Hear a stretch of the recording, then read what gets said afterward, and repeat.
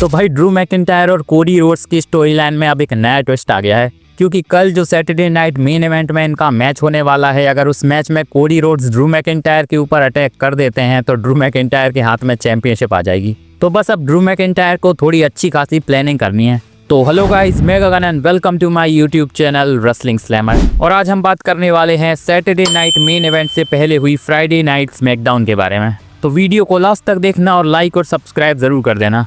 तो आज की स्मैकडाउन की शुरुआत बड़े ही बोरिंग तरीके से होती है, जहां Tiffany Staton last week Jade Cargill के अटैक के बाद बड़े ही गुस्से में रिंग में आती हैं। वैसे आज की स्मैकडाउन वहीं से थी जहां से कल हमें सैटरडे नाइट मेन इवेंट देखने को मिलेगा। आज वैसे हमें स्टेज भी थोड़ी यूनिक सी देखने को मिल रही थी, जो कि शायद specially Saturday night main event के लिए बनाई गई होगी। लेकिन ये वाली स्टेज WWE जो करंटली यूज करती है उससे काफी अच्छी लग रही है, तो इसे परमानेंटली करने के बारे में सोचना चाहिए WWE को। वैसे यहाँ टिफनी स्टैटन गुस्से में जेड कारगिल को रिंग में बुलाती हैं। यहाँ जेड कारगिल तो नहीं आती हैं, लेकिन निक ऑल्डिस आ जाते हैं, जिनका कहना था कि कल जो इनका मैच होने वाला है उससे पहले निक ऑल्डिस नहीं चाहते कि ये दोनों हाथापाई करें। इसके बाद यहाँ जेड कारगिल की भी एंट्री होती है। यहाँ कुछ खास तो हमें सुनने को नहीं मिलता, लेकिन जेड कारगिल का कहना है कि कल सैटरडे नाइट मेन इवेंट में टिफी टाइम ओवर हो जाएगा। अब यहाँ इसके बाद टिफनी स्टैटन जेड कारगिल पर अटैक करने की कोशिश करती हैं, लेकिन सिक्योरिटी गार्ड दोनों को अलग कर देते हैं। ये सेगमेंट देखने में बड़ा ही बोरिंग सा लग रहा था। यहाँ WWE ने ट्राई भी नहीं किया कुछ ढंग का करने का।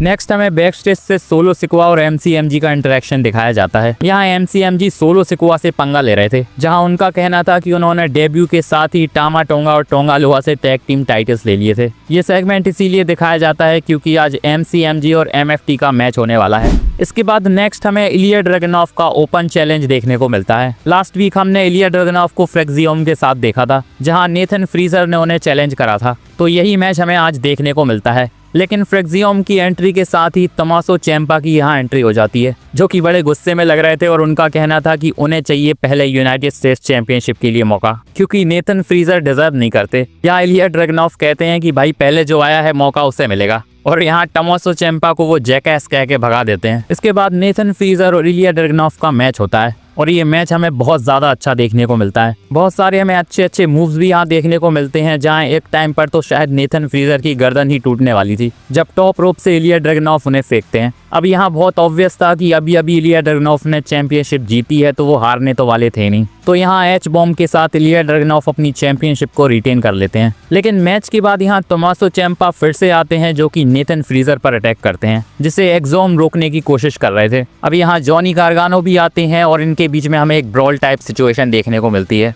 और दोनों टीम्स ब्रॉल करते करते बैक स्टेज पहुंच जाती हैं, जहां इलिया ड्रैगनॉफ इन्हें रोक रहे थे। लेकिन यहाँ इलिया ड्रैगनॉफ से टामा टोंगा मिलते हैं, और लग रहा है कि उनकी नजरें अब US चैंपियनशिप पर है। फिलहाल WWE ने US चैंपियनशिप की सिचुएशन बड़ी अच्छी बनाकर रखी है। नेक्स्ट मैच हमें देखने को मिलता है किट विल्सन और कार्मेलो हेस के बीच में। इनके बीच में भी लास्ट वीक प्रॉब्लम हो गई थी, लेकिन ये मैच ज्यादा लंबा नहीं चलता, क्योंकि यहाँ मिस की एंट्री होती है, जो कि कार्मेलो हेस पर अटैक कर देते हैं। लेकिन स्टिल कार्मेलो किट विल्सन को हरा देते हैं। इसके बाद फिर मिज आते हैं और स्कल क्रशिंग फिनाले के साथ यहाँ मिज स्टैंड टॉल करते हैं। तो भले ही कार्मेलो हेस कह चुके हैं कि वो मिज से डन हो गए हैं, लेकिन शायद मिज अभी भी कार्मेलो हेस से डन नहीं हुए हैं। इसके बाद बैक स्टेज से हमें सैमी ज़ेन और निक ऑल्डिस देखने को मिलते हैं। यहाँ सैमी ज़ेन का कहना था कि MCMG और MFT के मैच में वो रिंग साइड पर रहना चाहते हैं, ताकि MCMG की वो मदद कर सके। लेकिन यहाँ निक ऑल्डिस उन्हें मना कर देते हैं, ये कहते हुए कि वो अभी मेडिकली क्लियर्ड नहीं है। अब यहाँ कोडी रोड्स भी आते हैं, और ऐसा लग रहा था कि सैमी ज़ेन की नजरें कोडी रोड्स की अनडिस्प्यूटेड WWE चैंपियनशिप पर हैं। बाकी यहाँ इनके बीच में कुछ खास तो नहीं होता, जहाँ सिर्फ कोडी रोड्स सैमी ज़ेन की तारीफें करते हैं उनके US टाइटल रेन के लिए। जिसके बाद सैमी ज़ेन तो चले जाते हैं, लेकिन निक ऑल्डिस पूछते हैं कोडी रोड्स से कि भाई जेकब फाटू के अटैक में तेरा कोई लेना देना तो नहीं है। अब यहाँ कोडी रोड्स ने तो मना कर दिया, लेकिन लग रहा है कि WWE भी दिखाना चाह रही है कि कोडी रोड्स भी अटैकर हो सकते हैं। मैंने कहा था कि हो सकता है बाद में शायद WWE कोडी रोड्स को ही घुमा फिरा के अटैकर बता दे। वैसे इसके बाद एक और हमें बैक स्टेज सेगमेंट देखने को मिलता है, जहाँ सोलो सिक्वा MFT की टीम के साथ हमें देखने को मिलते हैं। यहाँ रे फिनिक्स भी आते हैं, जिनसे सोलो सिक्वा पूछते हैं कि भाई तुझे क्या चाहिए। अब यहाँ पहले तो रे फिनिक्स चले जाते हैं, लेकिन इसके बाद वो फिर से आते हैं और एक टेबल रखकर टाला टोंगा पर थप्पड़ जड़ देते हैं, क्योंकि टाला टोंगा इतने लंबे हैं कि रे फिनिक्स के हाथ वहां तक पहुंचने तो वाले थे नहीं। इसी के साथ उन्होंने नेक्स्ट वीक टाला टोंगा को चैलेंज कर दिया है। मानना पड़ेगा रे फिनिक्स में गट्स कुछ ज्यादा ही भरे पड़े हैं। इसके बाद नेक्स्ट मैच होता है अलेक्सा ब्लिस और नाया जैक्स के बीच में। ये मैच इसीलिए हो रहा था क्योंकि नाया जैक्स और अलेक्सा ब्लिस के बीच में लास्ट वीक आर्ग्यूमेंट हो गई थी। अब ये मैच हमें ठीक ठाक सा ही देखने को मिलता है। बात करें मैच की एंड की तो नाया जैक्स नया लेटर मारने की कोशिश कर रही थी अलेक्सा ब्लिस के ऊपर, लेकिन यहाँ शार्लेट फ्लेयर उन्हें डिस्ट्रैक्ट कर देती हैं। अब अलेक्सा ब्लिस को यहाँ फायदा मिल जाता है और नाया जैक्स को पिन करके वो मैच को जीत चुकी हैं। नेक्स्ट हमें बैक स्टेज से निक ऑल्डिस और टिफनी स्टैटन देखने को मिलते हैं। यहाँ फिर से कियाना जेम्स जूलिया आती हैं, जिनका कहना था कि वो टिफनी स्टैटन की मदद कर सकती हैं, लेकिन यहाँ टिफनी स्टैटन ने उन्हें मना कर दिया। जिसके बाद चेल्सी ग्रीन भी आती हैं, जो कि याद दिलाती हैं जूलिया को कि वो यूएस वुमेन्स चैंपियन है और अब शायद उन्हें यूएस वुमेन्स टाइटल के लिए मौका चाहिए। वैसे यहाँ एक फनी सा मूवमेंट भी होता है क्योंकि निकी क्रॉस वहाँ खड़ी हुई थी और उन्हें देखकर जो चेल्सी ग्रीन का रिएक्शन था वो बहुत ज्यादा फनी लग रहा था। नेक्स्ट मैच हमें एमसीएमजी और एमएफटी के बीच में देखने को मिलता है। ये मैच ज्यादा लंबा नहीं चलता और यहाँ आराम से एमएफटी की टीम एमसीएमजी को हरा देती है, लेकिन हारने के बाद भी यहाँ एमसीएमजी के ऊपर अटैक हो जाता है और यहाँ हमारे डेयरिंग रे फिनिक्स की एंट्री होती है, जो कि इतने सारे बंदों से अकेले लड़ने आए थे। यहाँ रे फिनिक्स शायद पिटने ही आए थे क्योंकि रिंग में आते ही वो पिट जाते हैं। इसके बाद शिंसुके नाकामुरा भी आते हैं, लेकिन वो भी कुछ ज्यादा उखाड़ नहीं पाते।